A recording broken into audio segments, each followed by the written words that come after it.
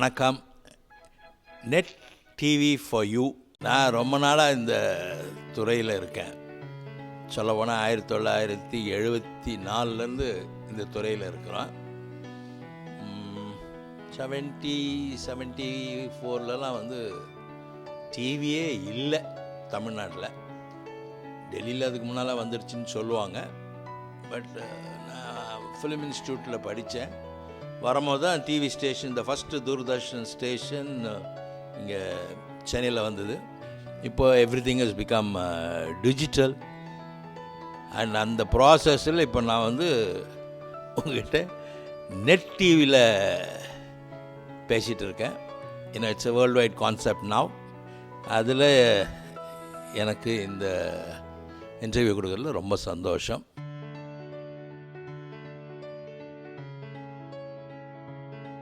Basically நான் background ஒரு சின்ன ஸ்டில் ஃபோட்டோகிராஃபி பேக்ரவுண்டு இருந்தது எனக்கு. ப்ளஸ் அந்த டைமில் நாங்கள் வீடு சின்னப்போ ஸ்கூல் படிக்கும்போது இங்கே வில்லிவாக்கத்தில் தான் படித்தேன். பின்னால் அது ரொம்ப என்ன சொல்கிறது, வனாந்தரமாக இருக்கும். ஈவினிங் ஆனால் கரண்ட் இருக்காது, நிறைய தண்ணி இருக்கும், தெரியாது. So that is my teenage, adolescent teenage. அந்த டைமில் you need some outlet. My outlet was வாட்சிங் ஃபிலிம்ஸ். இதுவே நான் முதல்ல சென்னை நடுவில் இருந்தால் பண்ணியிருப்பேனான்னு சொல்ல முடியாது. அந்த பக்கம் ஆல்மோஸ்ட் அது மெட்ராஸ் கிடையாது, அவுட் சைடு மெட்ராஸ், வில்லிவாக்கம், பாடி, அம்பத்தூர், அங்கெல்லாம். அங்கே எல்லா இடத்துலையுமே இந்த கொட்டா கான்செப்ட் ஒன்று இருந்தது. அது 30 பைசா தான் டிக்கெட்டு. ஒரு டிக்கெட் வரும் 30 பைசா தான் தர டிக்கெட்டுன்றது. ஸோ ஸ்டார்டட் திடீர்னு எப்படின்னா அதுவும் அங்கேருந்து வீட்டிலேருந்து கொஞ்சம் தூரம் நடந்து போகிற தூரத்தில் ஒரு 4-5 கொட்டாக்கள் இருந்தது. நேராக போயிட்டு அங்கே படம் போயிட்டே இருக்கும், கும்பல் இருக்காது. போர் அடிச்சுன்னா நேராக போய் அங்கே போய் உட்காந்துட வேண்டியது. ரொம்ப நிறைய பார்த்துட்டோன்னு நினச்சின்னா திரும்பி அப்படியே வந்துட வேண்டியது, மறுநாள் போக வேண்டியது. இந்த மாதிரி அப்படியே ரெகுலராக படங்கள் பார்க்க ஆரம்பித்தோம். அது ஒரு மாதிரி போயிட்டு இந்த ஃபெஸ்டிவல் டைம்லலாம் ஒரு நாளைக்கு 2 சினிமா 3 சினிமாலாம் போட ஆரம்பித்தாங்க.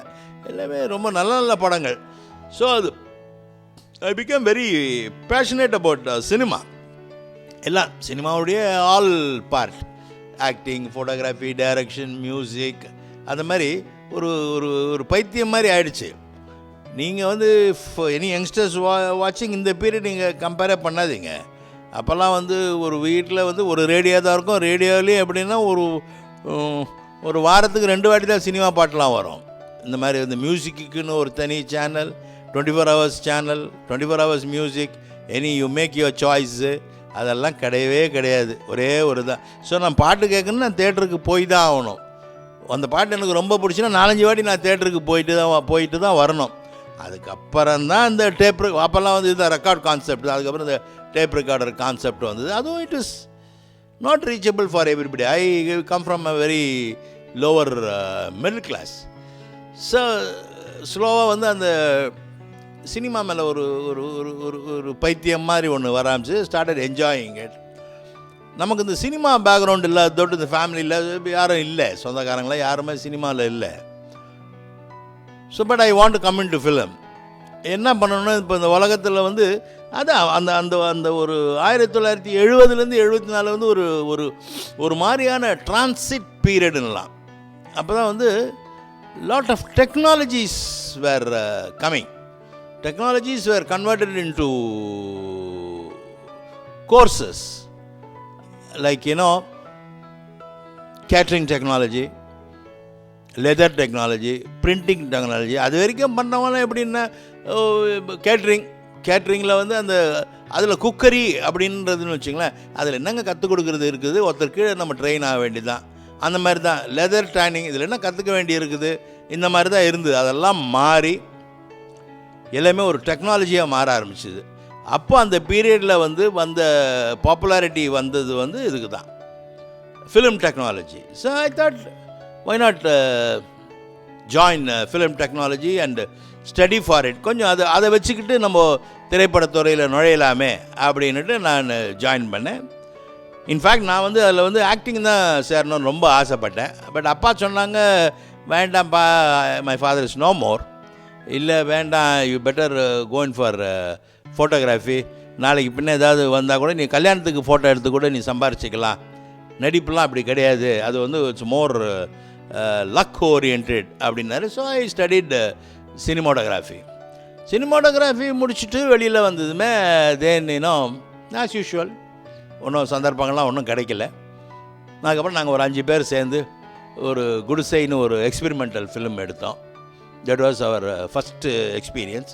கடன் ஆகின்னு 78 இட் ரிலீஸ்ட் ஆக்சுவலாக உங்களுக்கு. ஸோ ப்ரெஸ்ஸில் வந்து ரொம்ப பெரிய கவரேஜ் அதுக்கு கொடுத்தாங்க இந்த குடிசைன்ற படத்துக்கு. அதை பார்த்துட்டு இவங்க அப்போ அந்த கேர் விஜயா அவங்க வந்து அவங்களுடைய ஒரு ப்ரொடக்ஷன் கம்பெனி ஒன்று இருந்தது, அசோக் பிரதர்ஸ்னு. It's a big company. அவர் வேலாஜம் நாயர்னு அவர் வாஸ் தி மேனேஜிங் டைரக்டர். அவர் இந்த நியூஸ்லாம் படிச்சுட்டு he wanted to give some break for youngsters. So எங்களுக்கு ஃபஸ்ட்டு பிரேக் அவர் தான் கொடுத்தாரு. அந்த காலகட்டத்தில் வந்து there is one person came and any ராபர்ட்டியை வந்து மீட் பண்ணாப்பில். அது யாருன்னா நம்ம டி ராஜேந்தர், டிஆர்னு சொல்கிறோம் இல்லைங்களா நமக்கு, அவர் வந்து இந்த குடிசை மாதிரியே நம்மலாம் ஒன்றா சேர்ந்து ஒரு படம் ஒருதலாக இட்ஸ் a big commercial success. Career started Palaivanacholai. அந்த டைமில் வந்து I happen to meet mister Bharathi Raja. அவர் வந்து ஒரு எங்கள் திரைப்பட கல்லூரி ஆட்கள் எடுத்த ஒரு படத்தில் ஒரு அசோசியேட் டைரக்டராக ஒர்க் பண்ணார் நாங்கள் படிக்கிற காலத்தில். அப்படி பழக்கம். அவர் அப்போயே சொல்லுவார், நான் ஒரு பெரிய டைரக்டராக என்ன டெஃபினட்டாக ஒன்று வச்சு ஒரு படம் எடுப்பேன்னு. சும்மா சொல்லாதீங்க சார் அப்படின்னு. But E kept is word. நேர்களை என்னை கேஷ் பண்ணார். அந்த மாதிரி இந்த ஒரு தலாகம் படத்தில் ஒரு கேமராமேனாகவும், அதுக்கப்புறம் இம்மீடியட்டாக இந்த பாலைவனச்சோலையில் கதாசிரியர், டைரக்டர், கேமராமேனாகவும், நேர்களில் ஒரு நடிகனாகவும் அது ஒரு காலகட்டம் இப்படி ஸ்டார்ட் ஆச்சு.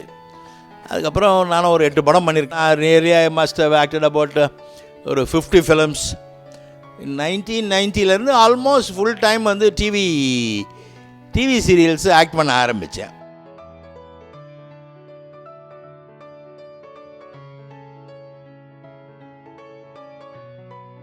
ஐ லைக் ஆக்டிங். ஏன் எனக்கு இந்த ஆக்டிங் பிடிக்கும்னா, திஸ் ஸ்பிரிச்சுவல் எக்ஸ்பீரியன்ஸுன்னு நான் சொல்லுவேன் நடிப்பில். நீங்கள் இது கேட்டிங்கன்னா என்னங்க தியானம், ஜென்னு, இல்லை உலகத்தில் இருக்க எல்லா ரிலீஜனை நீங்கள் எடுத்துட்டிங்கன்னா அது என்ன சொல்லுது உங்களுக்கு? எல்லாத்தையும் மறந்துட்டு நீங்கள் உங்களிடம் இருப்பது தான். அந்த நேரம், அதாவது பீயிங் இன் த மொமெண்ட், அதுதான் அல்டிமேட் ஸ்பிரிச்சுவல் எக்ஸ்பீரியன்ஸுன்றாங்க. அதுக்கு தான் இந்த தியானம், அதுக்கு தான் இந்த மந்திரங்கள், இந்த ஸ்லோகங்கள், இது எல்லாமே என்னென்னா அதை ப்ராக்டிஸ் பண்ண நம்ம மைண்ட் என்னென்னா ப்ரெசண்ட்டில் இருக்கும். அந்த ஒரு சந்தர்ப்பம் எனக்கு கொடுக்கறது இந்த நடிப்பு. ஏன்னா எப்போ ஒரு டைரக்டர் அந்த சீனை சொல்லிவிட்டு ரோல் ஆக்ஷன்னா அதோட ராஜசேகர்ன்றவன் மறந்துடுறேன். I forget my myself வந்து அந்த ரோலாக தான் இருக்கிறேன். I think I like.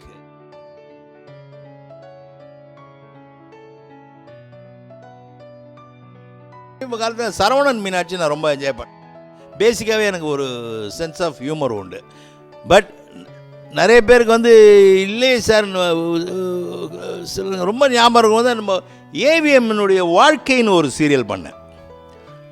அதுலேயே ஒரு டபுள் ஷேட் இருக்கும். There will be a sense of humour.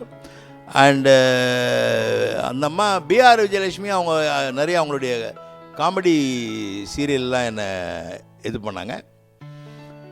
But அதே மாதிரி நான் ஈக்குவலாக வந்து இப்போ ஆனந்த விகடனுடைய தென்றல் இப்போ நான் பண்ணேன். வரதராஜன் ஒரு டிரைவர் ரோல், ஒரு பிடி டிரைவர், சாதாரண டிரைவராக இருந்தால் பொண்ணுங்களுக்காக வந்து அந்த மாதிரி நல்ல நல்ல ரோல்ஸ் எல்லாம் பண்ணியிருக்கேன். அந்த விதத்தில் வந்து I had been always good father image. ரொம்ப கம்மி நெகட்டிவ் நான் பண்ணது. பாசிட்டிவ், எல்லாருக்குமே ஒரு பாசிட்டிவ் மெசேஜ் தான் I use to give for people. அது எல்லாருக்குமே பிடிச்சிருந்தது, எனக்கும் அது பிடிச்சிட்டு இருக்கு.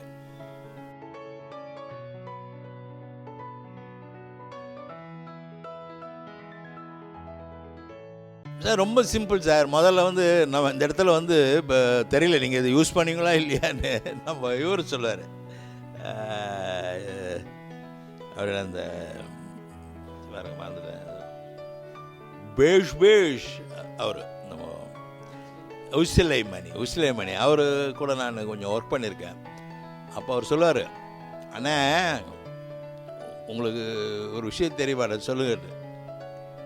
அவர் வந்து திணிக்க வந்து அவர் comes from a very big family, Congress background, is no more. அவர் ஆத்மா நல்லா இருக்கணும். ரொம்ப அவங்கள நல்ல மனிதர்கள்.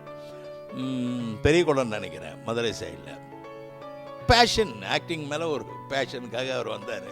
அவர் தான் சொல்லுவார், ஆனால் அவுட்டோர் கூப்பிட்டு போவாங்கன்னு 5 நாளைக்கு நமக்கு வந்து ஷூட்டிங்கே இருக்காது,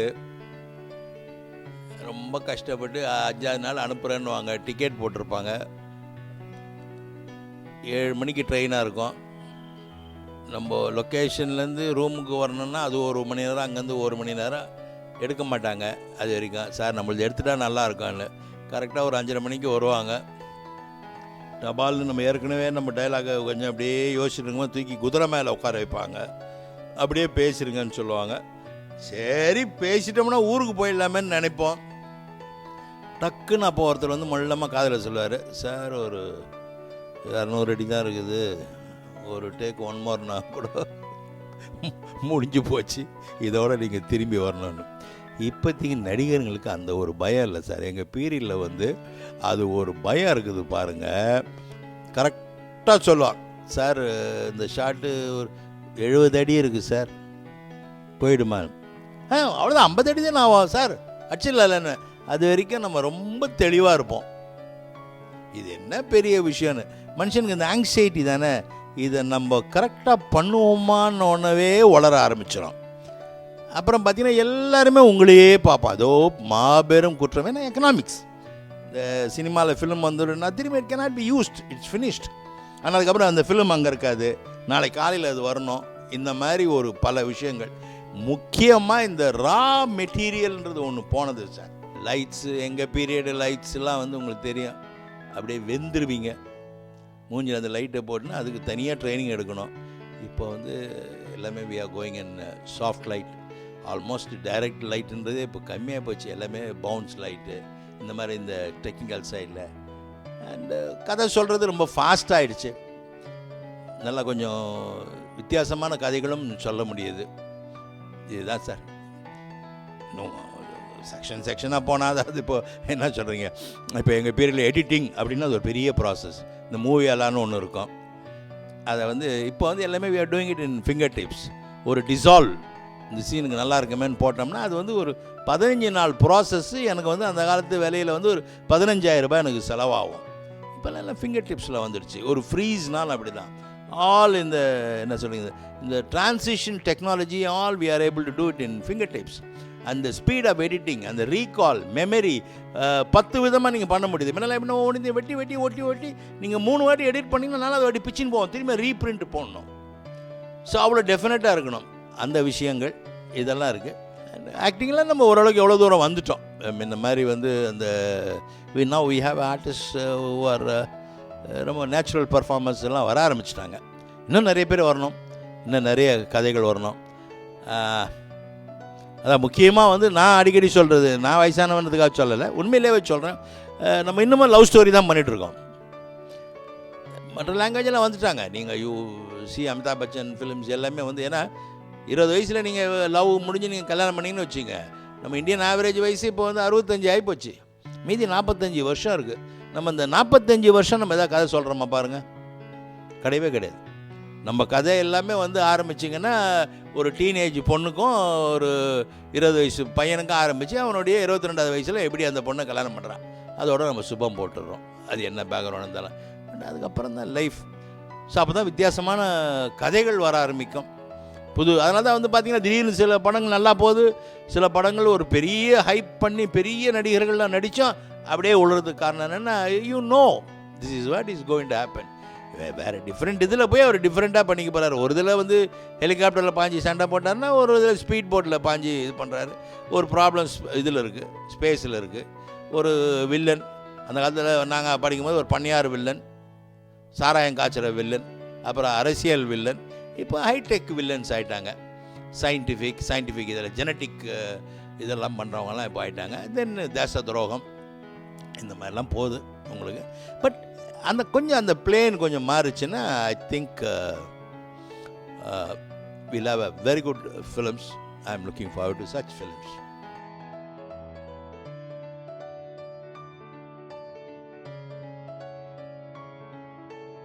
தமிழில் இப்போ எனக்கு இதெல்லாம் ரொம்ப பிடிச்சிருந்தது சார். இந்த நேரம் ரொம்ப பிடிச்சிருந்தது sir.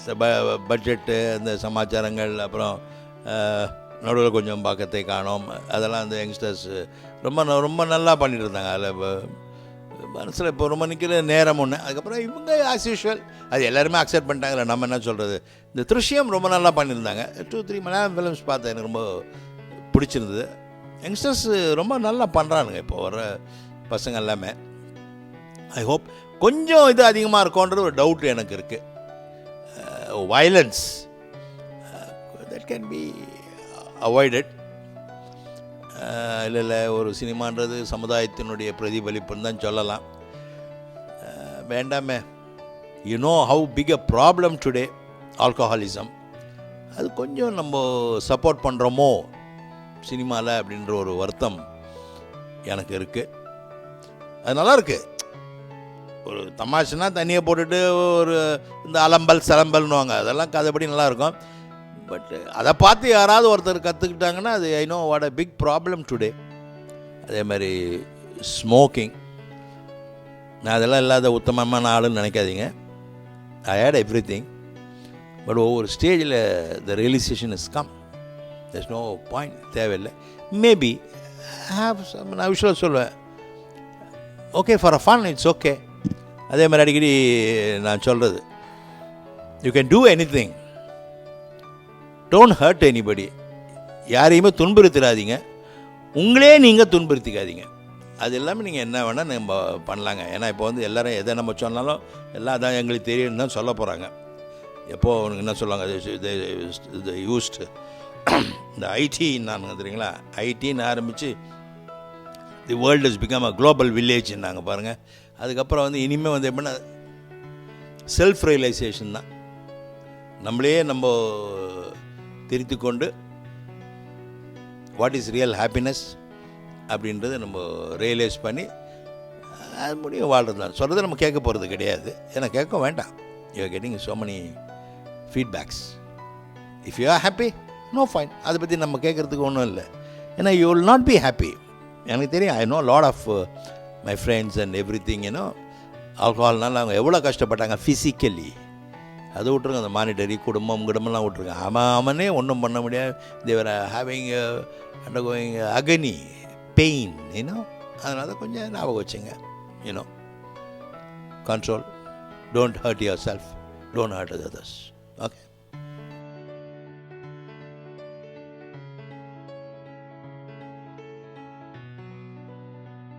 And pleasure is nothing but peace. அதான் சொல்லலாம், நம்ம பிரெயின்லேயே அந்த ஆல்ஃபா வேவ்ஸ்னுவாங்க. அதாவது தட் இஸ் வாட் இஸ் தியானம் இஸ் டாக்கிங் அபவுட். ஒரு குழந்தை இருந்துன்னு வச்சுங்க, என்ன மாதிரி கஷ்டமாக இருந்தால் எப்படி உடனே பார்த்திங்கன்னா அந்த இடத்துல ஒரு சந்தோஷமும் ஒரு அமைதியும் வரும். ஏன்னா அந்த குழந்தை மனசுலேருந்து அந்த இதுதான் வருது, இந்த ஆல்ஃபா வேவ் பேட்டர்ன் தான். அது இம்மீடியட்டாக இட் ஸ்ப்ரெட்ஸ் வித் எவ்ரிபடி. அதே தான் நீங்கள் பெரிய மகான்களை சந்திக்கும் போது கூட அந்த பீஸ், அதே தான் நீங்கள் எந்த கோயிலுக்கு போகும்போதும், நம்ம கோயில் மட்டும் கிடையாது, அது கிறிஸ்டியன் சர்ச்சாக இருந்தாலும் சரி, மசூதியாக இருந்தாலும் சரி, எதாக இருந்தாலும் சரி, அந்த மகான்கள் இருந்த இடங்களில் ஒரு பீஸ் கிடைக்கும். That is because of that mind that works on you. நம்ம இதுக்கு ஸோ முடிந்த அளவுக்கு நம்மளும் பொறாமையை கட் பண்ணி, don't compare yourself. It is your life. You have to live it yourself only. Don't try to live like me. அப்போதைக்கு நல்லா இருக்கும், எனக்கு அந்த மாதிரி நான் வந்தேன்னா நான் ரொம்ப நல்லா இருப்பேன்னு. அங்கே போனதை தான் தெரியும் பழையபடியே நல்லா இருக்கும் போல இருக்குதுன்னு. இதை வச்சு நிறைய கதையெல்லாமே எழுதியிருக்கிறாங்க. ரியல் லைஃப்லேயும் அப்படி தான். ஒரு வாரம் தான் அது வரைக்கும் தான். அதுக்கப்புறம் ஓஹோ நம்ம பெட்ரு போல இருக்குன்னு அங்கே போனப்பறம் தான் தெரியும். So only the person knows where is shoe bites. So எவ்வளோ பேர் நமக்கு தெரிஞ்சு பாவம் எவ்வளோ மாற்றுத்திறனாளிகள் இருக்காங்க, யோசிச்சு பாருங்கள். ஊமை குழந்தைங்க இருக்குது, அது வாழ்க்கை ஃபுல்லாக அது பாடகியே ஆக முடியாது. காது கேட்காத குழந்தைங்கள் இருக்குது, அதுங்க வாழ்க்கை ஃபுல்லாக சிலது ஆக முடியாது. கண்ணு தெரியாத குழந்தை இருக்குது, நம்ம அதெல்லாம் கூன் குருடு செவிடு பேடு நீங்கி பிறத்தல் அரித்து அப்படின்னானுங்க. ஸோ அதை வச்சுட்டு நமக்கு என்ன? ஸோ நமக்கும் கீழே உள்ள ஒரு கோடி. ஸோ இருக்கிறத வச்சு அமைதியான வாழ்க்கை, நிம்மதியான வாழ்க்கை, பி ஹாப்பி. ரொம்ப our life time is a very short time and you are not going to come back. அது இன்னும் எக்ஸ்ட்ரீம். அது அந்த கர்மா அடுத்த பெரிய அதெல்லாம் விட்டுடும். இது முடிஞ்சது அதுக்கு பீஸ்ஃபுல்லாக முடிச்சிடுங்க. Be happy, help others. Okay, வருத்தப்படுறதுல என்ன பிரயோஜனம் இருக்குது? ஒன்றும் கிடையாது. I have my own problem. நான் எல்லாத்தையும் உடச்சிட்டு வந்துட்டேன், இன்னும் வரல, இன்னும் தேடிட்டு இருக்கேன். சொல்கிறதுனால எனக்கு கொஞ்சம் ஏதாவது தோணுதான்ற மாதிரி தான். நீங்களும் try to be happy, be happy. பொறாமையை கட் பண்ணால் ஹாப்பினஸ் வந்துடும். அதான் that is what is happening. நீங்கள் பாருங்கள், குழந்தைங்களே, எனக்கு குழந்தைங்க பொறாமை கிடையாது. யார் அன்போடு வாமா பாப்பா அப்படின்னா ஓடியாந்து ஏறிக்கும். அது பார்க்காது இவர் என்ன பெரிய பணக்காரர், இவர் ஏழையா, ஒரு கோடீஸ்வரர், இவர் குளிச்சிருக்காரு, என்ன பர்ஃப்யூம் போட்டிருக்காருலாம் பார்க்காது குழந்தைக்கு. அந்த வாமா அப்படின்ற அந்த அன்பு தான். அதுதான் ஆட்டோமேட்டிக்காக உங்களுக்கு அதே அன்பை நீங்கள் இந்த ஆரம்பிங்க பண்ணுங்கள், பொறாமல் போயிடும், அமைதி வந்துடும்.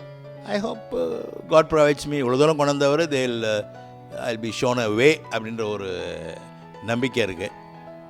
அண்டு ஐ திங்க் நிறைய மனசுக்குள்ளே இருக்கிறது எல்லாத்தையும் நான் பகிர்ந்துக்கிட்டேன்னு நினைக்கிறேன். Wish you all good luck.